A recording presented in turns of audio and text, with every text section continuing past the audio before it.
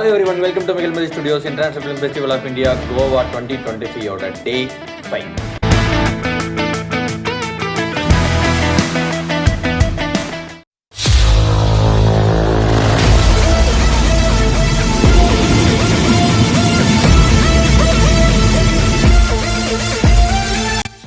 Welcome back.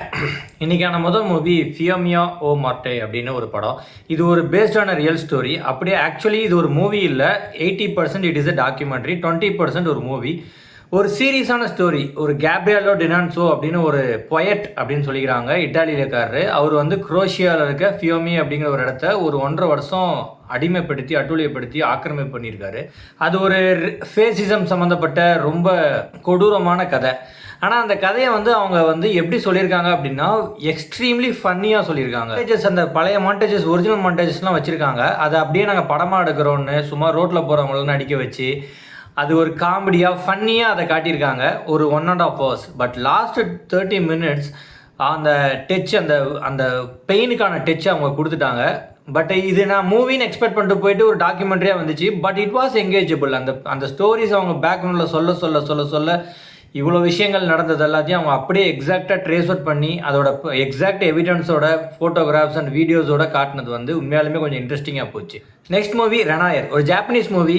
அப்பா, பொண்ணு, அம்மா, இந்த 3 பேர்த்துக்கான ஃபேமிலியில் அப்பாவுக்கு வந்து ஒரு கேன்சர் வந்துடுது. It is a last stage. அவர் கண்டிப்பாக இறக்க போகிறாரு. அந்த நேரத்தில் அவங்க அம்மா, பொண்ணு, இவங்க 3 பேருக்கும் நடக்கிற இந்த விஷயத்தை அவங்கவுங்க எப்படி ஹேண்டில் பண்ணிக்கிறாங்க, அது மூலிமா அந்த குழந்தைக்கு எந்தெந்த பாதிப்புகள் உண்டாகுது அப்படிங்கிற ஒரு சிம்பிள் ஸ்டோரியை நிறைய சோஷியல் மெசேஜஸோட சூப்பராக பியூட்டிஃபுல்லாக மெலோ ட்ராமாவாக பொறுமையாக சொல்லியிருக்காங்க. அந்த டிசீஸில் இருக்க அவங்க அப்பா இதை எப்படி எதிர்கொண்டு போகிறாரு, அந்த அம்மா எப்படி இவரை வந்து சமாளிச்சுட்டு அவங்க ஃபேமிலியை சமாளிச்சுட்டு அந்த எக்கனாமிக்கல் கிரைசிஸை சமாளிச்சுட்டு வேலையை சமாளிச்சுட்டு போகிறாங்க. அந்த பொண்ணு, இவங்க 2 பேரும் அவங்கவுங்க விஷயத்தில் பிஸியாக இருக்கும் போது அந்த பொண்ணு என்னென்ன பண்ணுறா, அதில் மூலிமா அவள் எந்தெந்த டேஞ்சருக்குள்ளலாம் உள்ளே போகிறா அப்படிங்கிறத ரொம்ப யதார்த்தமாக சொல்லியிருக்காங்க. வீட்டில் எவ்வளோ பெரிய பிரச்சனைகள் இருந்தாலும் குழந்தைய நம்ம கவனிக்காமல், குழந்தை என்ன செய்யுதுங்கிறத தெரிஞ்சிக்காமல், கவனம் செலுத்தாமல், நோட் பண்ணாமல் இருந்தோம் அப்படின்னா அந்த குழந்தை எந்தெந்த பெரிய டேஞ்சரஸ்க்கெல்லாம் போகும் அப்படிங்கிறதுக்கு ஒரு மிகப்பெரிய எக்ஸாம்பிளான படம். அவ்வளோ பெயின்ஃபுல்லாக சொல்லணுனாலும் அவ்வளோ பெரிய அவேர்னஸ் அதில் இருக்குது. So it is a nice movie. 3வது பார்த்த படம் சிராத் அப்படின்னு ஒரு ஸ்பானிஷ் மூவி. ஆக்சுவலி ஸ்டோரி வந்து பார்த்தோம் அப்படின்னா ஒரு பொண்ணு காணா போயிடுறா. அப்பாவும் ஒரு சின்ன பையனும் அந்த பொண்ணை தேடி போகிறாங்க. ஒரு ரேவ் பார்ட்டி, டெசர்ட் நடக்கிற ரேவ் பார்ட்டியில் இருப்பா அப்படின்னு கேள்விப்பட்டதா, அங்கே வருவான்னு கேள்விப்பட்டதா அங்கே தேடி போகிறாங்க. பட் அங்கே போலீஸ் வந்து பார்ட்டியை கலைச்சிட்றாங்க. இன்னொரு இடத்துல பார்ட்டி நடக்குது, அங்கே வேணா போய் பாருங்கன்னு அங்கே இருக்க ஒரு கும்பல், அதாவது சும்மா போதை கேஸ் கும்பல்லாம் அங்கே இருக்காங்க. அதில் அவங்க சொல்கிறாங்க, சரி எங்களை கூட்டிகிட்டு போங்கன்னா அந்த ஒரே ஒரு 4 பேரோட சேர்ந்துட்டு அவங்க அப்பா பையன், 4-5 பேரோட சேர்ந்து அவங்க அப்பா பையன் போகிறாங்க.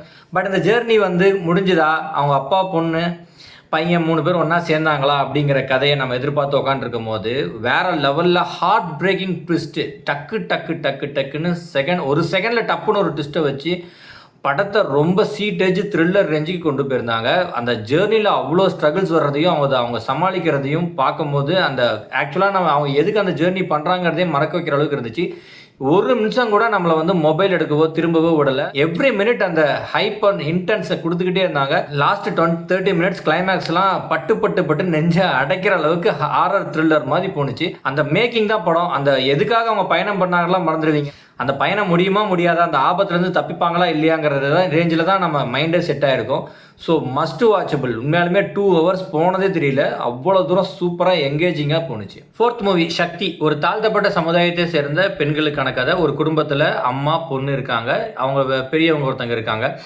அந்த அம்மா வந்து சிங்கிள் மதர். அந்த 11 வயசு பொண்ணுக்கு ஒரு பாலியல் வன்கொடுமை நடக்குது. அந்த வன்கொடுமை அந்த பொண்ணுக்கு நடந்ததுக்கப்புறம் அவங்க அம்மாவுக்கு எப்போ தெரிய வருது, அது தெரிய வந்ததுக்கப்புறம் எவ்வளோ தூரம் அவங்க போராட வேண்டியதாக இருக்குது தனக்கு நீதி கிடைக்க.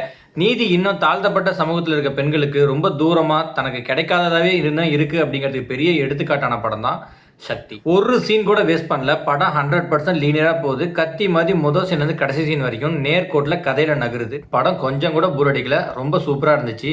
இதே மாதிரி நாளைக்கு என்னென்ன படம் பார்க்குறோம், அதில் என்னென்ன கற்றுக்குறோம் அப்படிங்கிறத நாளைக்கு பார்ப்போம்.